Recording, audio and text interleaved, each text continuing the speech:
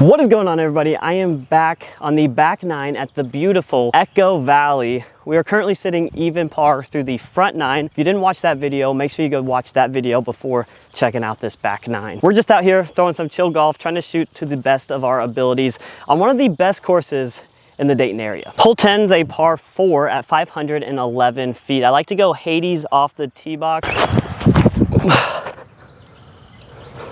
Oh, get off that tree. This second shot is just a blind shot way up to the left side. I mean, that's not a bad bid if it gets to that tree. Nope, it did not. My buddy and I were just talking about throwing forehand off the tee here so that you end up on this right side of the fairway, which gives you a better opening for the approach shot. Maybe I should have kept that in the back of my head, but apparently that just went out the window. Do it.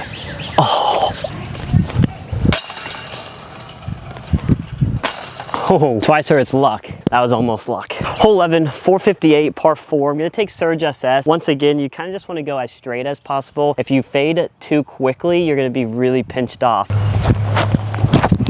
Oh, that's so good. I don't think I could have asked for a better shot than that. Wow, the ground is so wet that it like splashed a puddle even. Honestly, one of my better drives on this hole. Semi-easy approach. Please sit.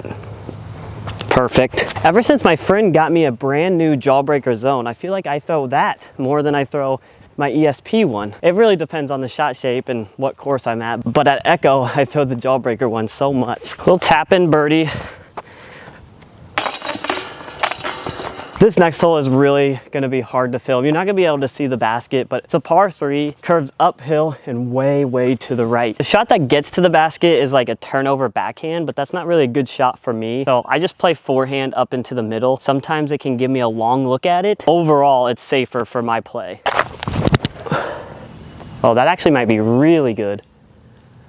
I don't hear any thick stuff, so maybe we have a long putt at it. I always feel bad for when you can't really see the shot, but there's really nothing I can do for a hole like this. Maybe one day we'll have a cameraman and an editor.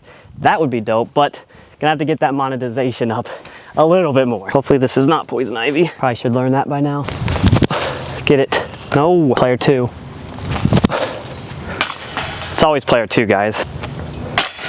This next hole is probably the hardest hole on the course, especially from Golds. Thank God we're playing blues today. I mean, look at this fairway, 569 feet, par 4. The other day I went forehand wraith on the left side, and it's able to kind of hyzer far enough to the right to give us a approach shot. Oh, the one tree to miss. I would have got a great flare skip. I'm thinking about going a little forehand flex around this tree. I don't know if I trust my backhand enough to hit this gap. I'm also thinking I could go forehand roller on the right side of this tree. Sounds kind of scary though. We'll try to get the Surge SS turning here. I'm trying to remember where I landed the other day when I played this course because my approach shot for birdie was just an envy. So I had to have gotten way down here. This has to be a touchy shot because there's a hill behind the basket. Didn't make it too difficult on myself today. Really hoping I can sneak a couple more birdies in. No bogeys. Cross your fingers for me. Pray in the comments. As long as you can make the bend on hole 14, you should have a pretty good birdie look. I've been throwing this all over the course today. Surge SS is what I'm going with. Fade. Come on. Fade for me. Yeah, that'll be okay. Maybe a little bit deeper than I would like. I don't like to throw too stable here because if you do saw it off, there's a property that is fenced in that says no trespassing, and oh boy, do they mean it. Don't be alarmed that there's yellow caution tape here. Stop.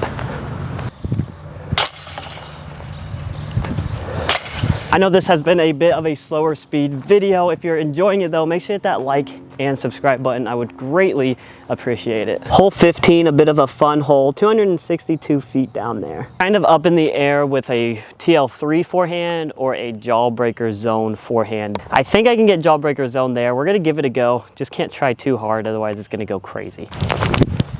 Oh, turn, max, terrible shot, man. I really want to believe that this is a Jawbreaker Zone for me, but that is 2 times now that I've messed it up. Maybe it's not, and I just need to face the fact. We have yet to hit a long putt today, so maybe this is the one. I feel like I'm good for at least one around. Nope. Oh. Kind of glad that I got out here when I did, because whew, it is getting a little bit toasty out here today. But luckily I got up early, got out here about 8 o'clock, I would say. Hole front 9 was very cool in the woods. Hole 16 is a really tough birdie hole in my opinion, 380 feet downhill. There is OB down there on the left side, so you don't want to go too overstable. I'm gonna take something a little bit more understable in my Leopard 3. Oh, you would hit that. Be the one. Oh, it's the one. Thought I sawed that off too early, but I think we're close enough for a par look. I just love when you can hear the forehand snap off the fingers. I feel like that's just such a soothing sound. Wow.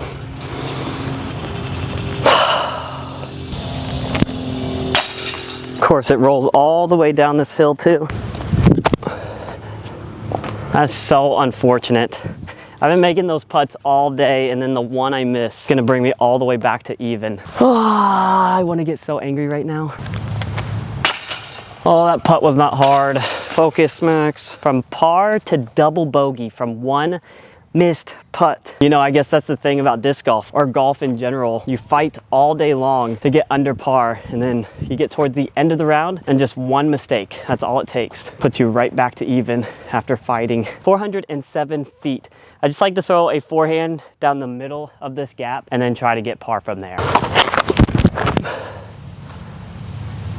Turned over a bit, that's gonna be difficult. Other thing about disc golf is, you know, physical, yeah, it takes a lot out of a big course like this and to walk it all and whatnot, but mentally you gotta be there 110%. Otherwise, things are just gonna fall apart at the seams. That's just a difficult shot there. Having that tree so close to a forehand angle is terrifying. Go. Oh my gosh. Hole 18, par 4, 488 feet. The tee shot, you just have to clear this bog, which is probably like a 320-ish carry. I'm really not sure. Maybe like 330, 345. Stay up, stay up. This course really lets you off easy on the very first hole and the very last hole. Both pretty wide open, but everything in between is pretty sketchy and you don't really know what's gonna happen. A little bit of pressure on this up shot because I wanna end the day at least even. We're +1 right now.